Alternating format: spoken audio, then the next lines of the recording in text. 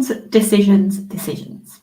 So our question I have for you today is, do you think you are a good decision maker? Are you perhaps impulsive, or are you slow at making decisions? Now, decision making is one of the, I think, is a really crucial skill, and I'm going to describe it as a skill when owning a business, because as a business owner, the responsibility for everything is literally on your shoulders.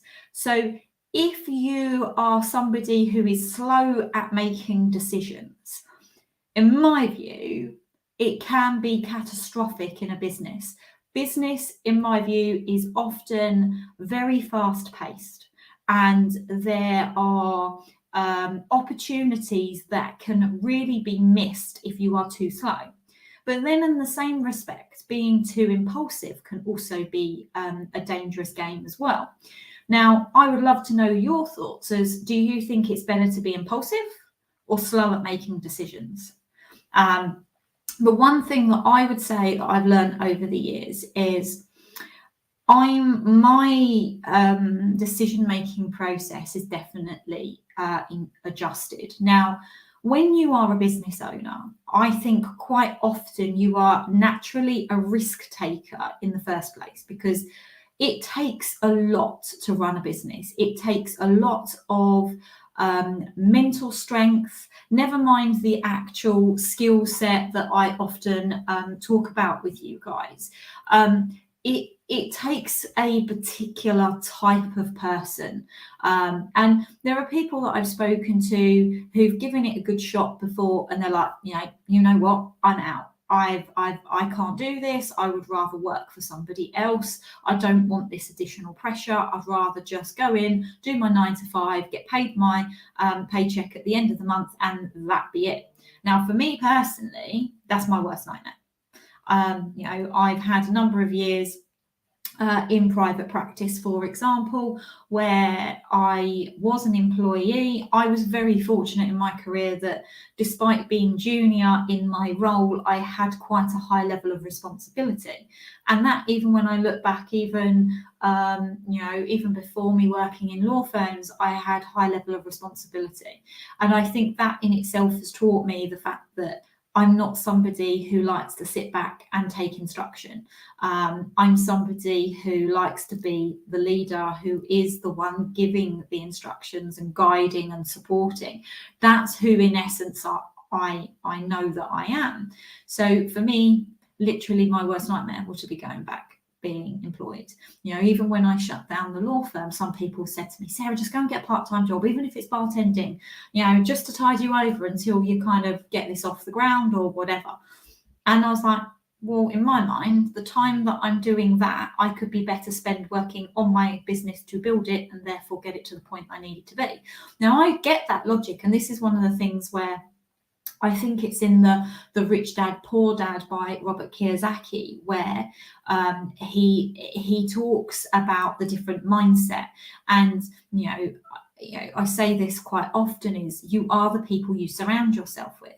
So if you have the employee mindset and you as a business owner have a conversation with that person that has the employee mindset, the responses you're going to get are going to be on a very cautious basis, because they don't have that risk taker mindset that you do as a business owner.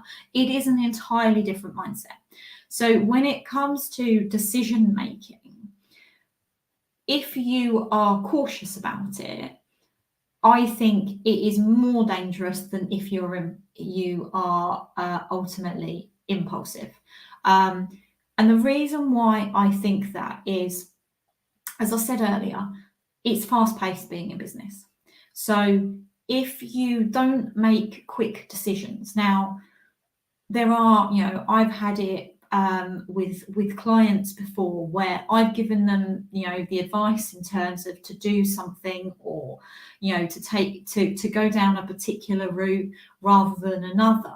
And they've literally, 1 minute they'll make their mind up, then they'll change their mind, or they'll just sit on the fence. And you can't, as a business owner, you cannot sit on the fence.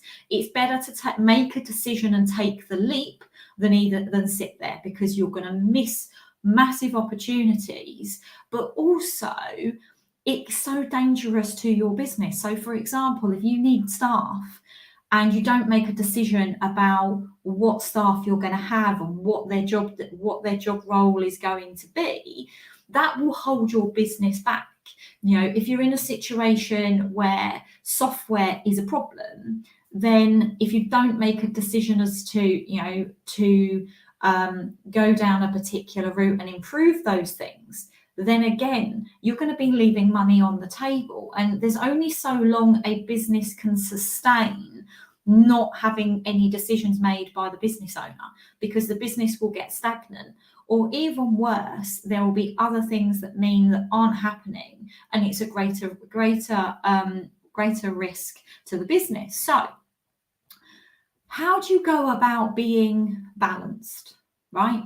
So I can tell you, when I first started the law firm, I very much suffered with shiny object syndrome. So when I started in learning about business coaches, I'd go to every event, like I'd met JT Fox, Adam Stott, to name a few people and literally I was easy to be sold to.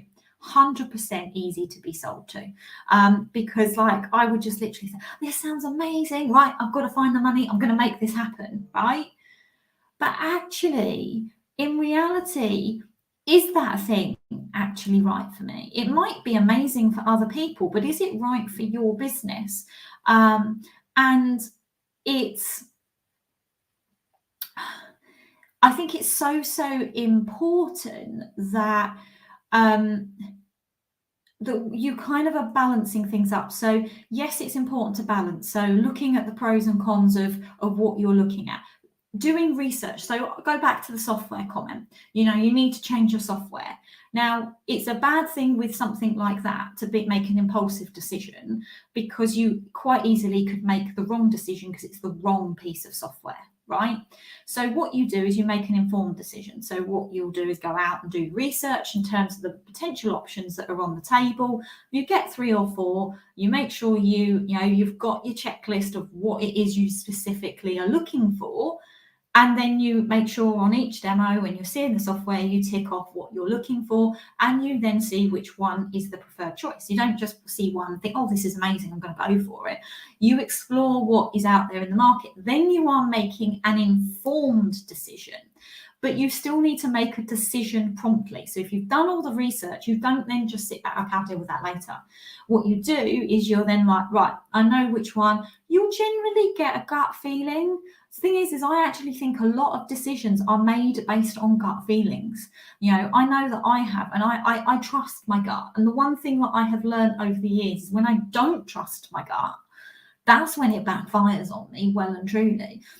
For example, I can remember a time when I recruited in the law firm, and I had interviewed a lawyer, and in my gut, I knew they weren't the right person, but I was really desperate to get somebody in for this particular role. And I thought, you know what, we'll just take a risk. And I did. And guess what? It backfired on me well and truly. And I ended up having to let that person go, because actually it was more catastrophic to the business that I'd taken this person on, because I nearly lost a major client as a result of her not doing the job that she was supposed to do. So, at the end of the day, it's important to make informed decisions. So do your research, but be quick in making that decision once you've got the information in front of you. And ultimately, trust what your gut is telling you. Because the one thing also, don't let your mind always take over. And what do I mean by that? What I mean is the fact that your mind will often talk you out of certain things, right? I don't know, some people call them different names, but you often have the devil and angel kind of on your shoulders, and they'll be having this debate, right? And sometimes when you're about to take a risk in doing something, that voice in your head is like, don't do that, it won't work. Now, that often is a mindset thing, because you've got to have absolute faith in the decision you're making. So, I'm often, when I make any decisions, If I have any reservations whatsoever, the answer is no, don't do anything. So, you know, for even a simple thing, I go into a shop and I look at a top. And I've had this before, being in Abercrombie, it's one of my favourite casual stores. In Abercrombie, try on this t-shirt, and I'm like, not sure. If I'm not sure, the answer's no. And that's what I would say in terms of decision making, is make informed decisions, do your research, trust your gut, and if you have any doubts whatsoever, the answer is no. Right? You will know 100% in your heart and in your gut what is the right thing to do.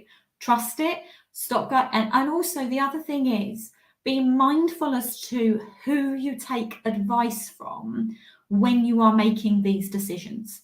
Now, sometimes, and I know we're all guilty of it, we'll go home to our husband or wife and we'll sit on the sofa, we'll talk about the dilemma, and we'll want to get their perspective, right? And sometimes, no, don't get me wrong, they can give some really invaluable advice. But this is where it comes down to, again, the rich dad, poor dad, in terms of the mindset piece.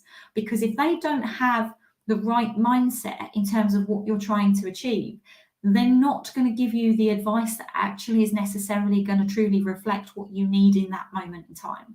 So surround yourself with like-minded people. Surround yourself with people that are on higher levels than what you are, that you want to achieve.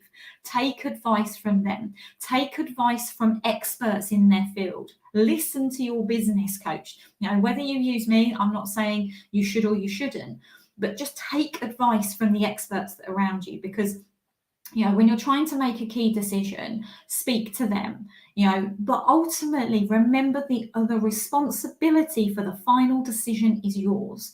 And I go back to this comment of trusting your gut. Even if an expert might turn around and say to you, oh, I wouldn't do that. Trust your gut, but don't ignore the red flags, right? You know, I've seen it recently where, you know, I've given advice on a particular point and I can see the red flags a mile off and the client is completely ignoring them, right? And ultimately it's their business, it's their decision. They can do what they, you know, all I can do is guide them. That's what I'm there to do, guide us and support. But just don't ignore the red flags. Trust your gut, look at the red flags and make informed decisions. So I hope some of that, I've gone on a bit longer than normal, but I do think decision making is a key skill that all business owners need to get nailed. I know over the years, like I said, I was incredibly impulsive in the early years. I would have the shiny object syndrome, whereas now I kind of can see through. I think maybe because I'm not so green now on the sales pitches that come my direction. I can see that it's a sales pitch. I can see, and I'm then more evaluating rather than getting the emotional kind of connection with it, which is what good sales does. You emotionally connect with your audience. Instead, I'm like, do I really need this? Is this something I'm looking at right now? What benefit will it bring to my business? Is the value of what they're providing, is it worth it for me right now? So just, yeah, it's all about balance. So I hope that that's all helped you. Now, if you want any help in terms of your business and you might be stuck in terms of decision making and you want a bit more support to help you get in the right mindset so you can be a more informed and balanced decision maker, then you know what you need to do. You need to get a call booked in with me and I can have a chat with you about your business and the challenges you're facing. You know, it doesn't matter what people say, every business owner is facing challenges. And it's just a question of whether you are prepared at this point to do something about it. And if you are ready now to take action, then the best thing you can do is book in a call. I will put the link in the comments after the live, but make sure that you do get yourself booked in and we can have a chat. So unsure about decisions or any other challenges you've got in your business, you know what you need to do. So thanks guys for listening.